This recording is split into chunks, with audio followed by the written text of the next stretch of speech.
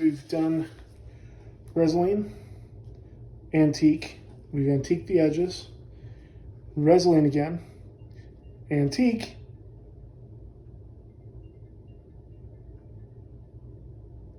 And then Resolene again. So now we're going to do a very thin layer of Army Green.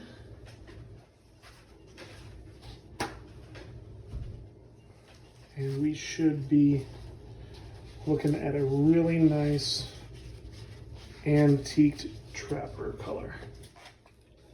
And then we'll do Resolene one more time to lock in that flavor.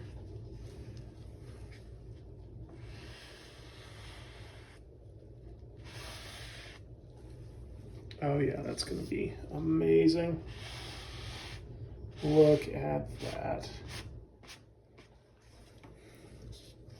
Look at that already. That just soaked right in. And it really, really locked in that color. That's beautiful, absolutely beautiful. This is definitely my personal favorite, if I'm allowed to have favorites, I guess. Find a clean portion of this, and then we simply Resolene over the top, and that really locks it in. Keeps it nice and crispy.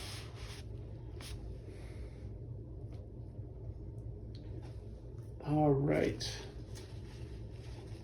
I think one more pass over the top. Get it back to where we want. Oh yeah, that's nice and shiny. Obviously this is going to dry a little bit, but it's going to look good while it's doing it.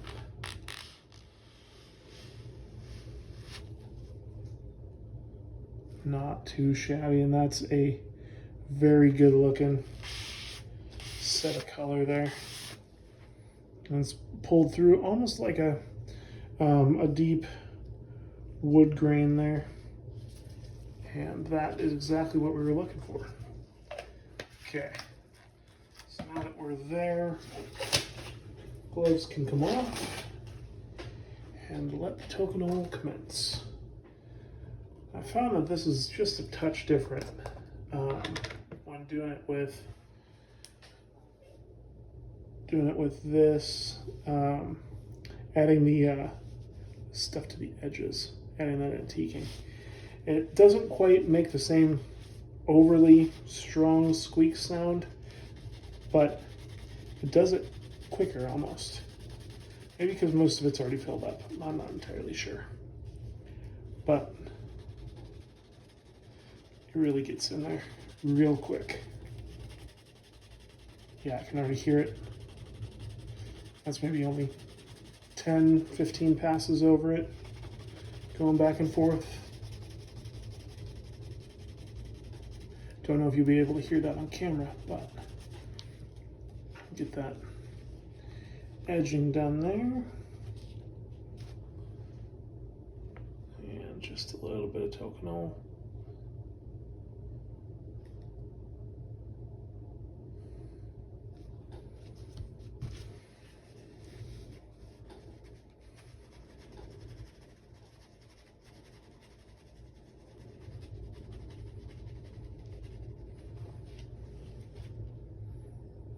Yep, that is a well-balanced edge there.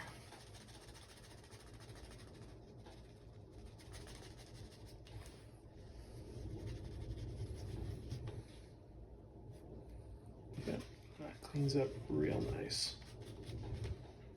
Real nice. You can hear it with my thumb going over it.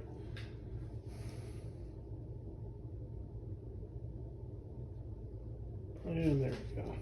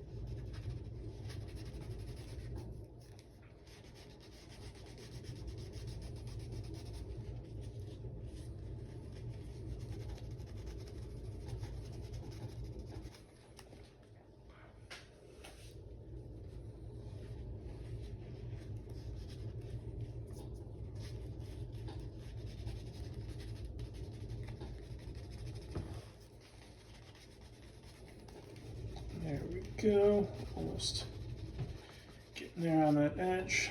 We just have, we're about halfway done there.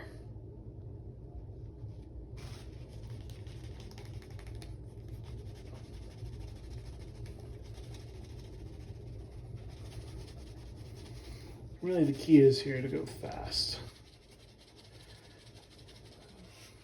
Speed, friction, that's what closes this edge. Not a whole lot else. See, we're not too terribly worried about the back here. There's some smudges and edges and stuff, but you'd find that on an old piece of leather.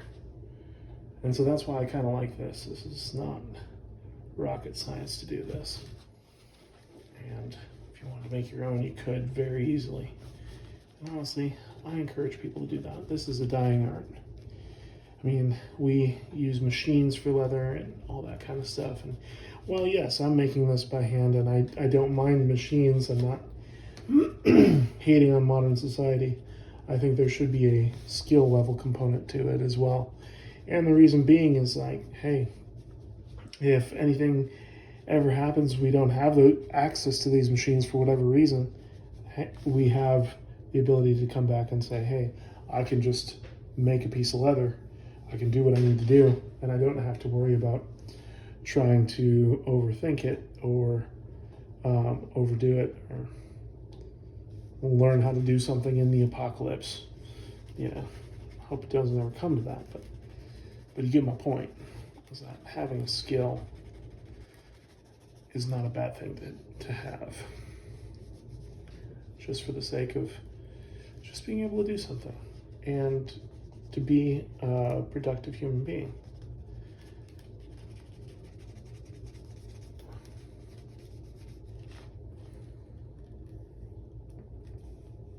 There we go.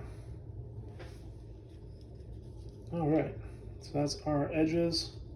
It's everything. And here's the cool thing. When you look in there, you don't see anything terribly wrong. There's a couple spots. And most of that gets covered right up because of the flip in this, the way this flips over. So, best and easiest thing to do is get our token out the way. Get everything else out of the way. We're going to go into our handy dandy hole punch here. And we're simply going to line it up. Make sure that this is lined up. Okay. So when I squeeze on this, it's going to give me a nice rounded spot there. And that's all the way through. Perfect. As you can see, dead center, works out, comes right over there on that edge. And just to clean up that hole a little bit, we come through from the other side. Just because I know we're going to come both ways on this. And we can clean up that inner edge too. So there we go. And look at how that turned out. Just a little bit lighter on this end, a little bit lighter here, but it pulls all the way through. And it's a great looking piece. All right, now for our next little trick here. I really like these buffalo nickel conchos. They really give a good look to the piece overall. Pretty much anything I put them on has just looked better because it's there. That is not quite straight. While I don't demand perfection, I do like things to be straight every now and again. And look at that. Lined right up. That hole lines it perfectly. I don't know if you can see it in there. It lines right up there. That means we can just stick our screw in and start spinning.